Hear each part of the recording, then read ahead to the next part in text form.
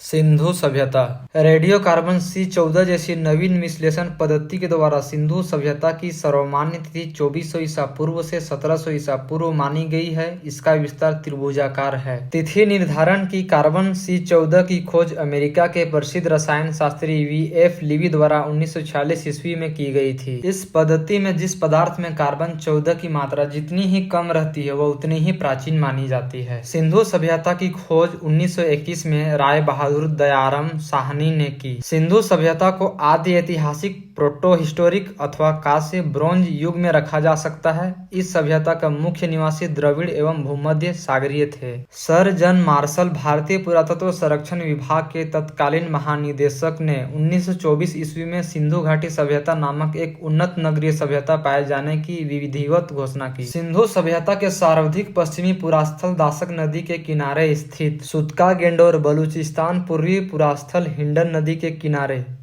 आलमगीरपुर जिला मेरठ उत्तर प्रदेश, उत्तर पुरास्थल चिनाब नदी के तट पर अखनूर के निकट मांदा जम्मू कश्मीर व दक्षिण पुरास्थल गोदावरी नदी के तट पर दाइमाबाद जिला अहमदनगर महाराष्ट्र। सिंधु सभ्यता या सिंधु सभ्यता नगरीय सभ्यता थी। सिंधु सभ्यता से प्राप्त परिपक्व अवस्था वाले स्थलों में केवल 6 को ही बड़े नगरों की संज्ञा दी गई है। मोहनजोदड़ो, हड़प्पा, गनवारीवाला, धौलावीरा, राखीगढ़ी एवं कालीबंगन। स्वतंत्रता प्राप्ति पश्चात हड़प्पा संस्कृति के सर्वाधिक स्थल गुजरात में खोजे गए हैं। सिंधु घाटी सभ्यता का सबसे बड़ा स्थल मोहनजोदड़ो है, जबकि भारत में इसका सबसे बड़ा स्थल राखीगढ़ी घग्गर नदी है, जो हरियाणा के हिसार जिला में स्थित है। इसकी खोज 1963 ईस्वी में सूरजभान ने की थी। लोथल एवं सुतकोतदा सिंधु सभ्यता का बंदरगाह था। जुते हुए खेत और नकाशीदार ईंटों का प्रयोग का साक्ष्य कालीबंगन से प्राप्त हुआ। मोहनजोदड़ो से प्राप्त स्नानागार संभवतः सिंधु सभ्यता की सबसे बड़ी इमारत है,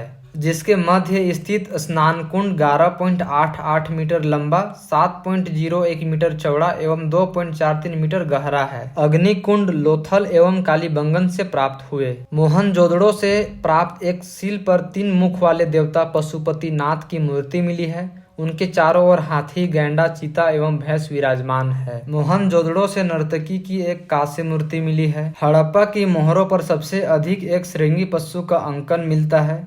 यहाँ से प्राप्त एक आयताकार मुहर में स्त्री के गर्भ से निकलता पौधा दिखाया गया है। मनके बनाने का कारखाने लोथल एवं चौहदड़ो से मिले हैं। सिंधु सभ्यता की लिपि भाव चित्रात्मक है। यह लिपि दाई से बाई और लिखी जाती थी। जब अभिलेख 1 से अधिक पंक्तियों का होता था तो पहली पंक्ति दाईं से बाईं और दूसरी बाईं से दाईं ओर लिखी जाती थी। लेखन कला की उचित प्रणाली विकसित करने वाला पहली सभ्यता सुमेरिया के सभ्यता थी। सिंधु सभ्यता के लोगों ने नगरों तथा घरों के विन्यास के लिए ग्रिड पद्धति अपनाई। घरों के दरवाजे और खिड़कियां सड़क की ओर न खुलकर पिछवाड़े की ओर खुलते थे।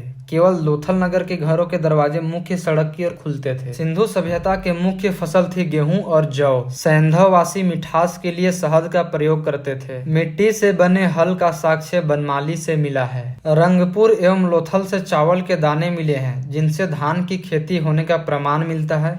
चावल के प्रथम साक्ष्य लोथल से ही प्राप्त हुए हैं। सुरकोतदा, कालीबंगन एवं लोथल से सैंधवकालीन घोड़े के अस्थिर पंजर मिले हैं। तौल की इकाई संभवतः 16 के अनुपात में थी। सैंधव सभ्यता के लोग यातायात के लिए 2 पहियों एवं 4 पहियों वाले बैलगाड़ी या भैंसा गाड़ी का उपयोग करते थे। मेसोपोटामिया के अभिलेखों में वर्णित मेलुहा शब्द का अभिप्राय सिंधु सभ्यता से ही है। संभवतः हड़प्पा संस्कृति का शासन वणिक वर्ग के हाथों में था। सैंधवासी सूती एवं ऊनी वस्त्रों का प्रयोग करते थे। सिंधु सभ्यता के लोग काले रंग से डिजाइन किए हुए लाल मिट्टी के बर्तन बनाते थे। सिंधु घाटी के लोग तलवार से परिचित नहीं थे। कालीबंगन एकमात्र हड़प्पा कालीन स्थल था जिसका निचला शहर सामान्य लोगों के रहने हेतु भी किले से घिरा हुआ था। कालीबंगन का अर्थ है काली चूड़ियां। यहाँ से पूर्व हड़प्पा अस्त्रों के खेत जोते जाने के और अग्नि पूजा की प्रथा के प्रमाण मिले हैं। पर्दा प्रथा एवं वेश्यावृत्ति सिंधु सभ्यता से प्रचलित थी। शवों को जलाने एवं गाड़ने यानी दोनों प्रथाएं प्रचलित थी।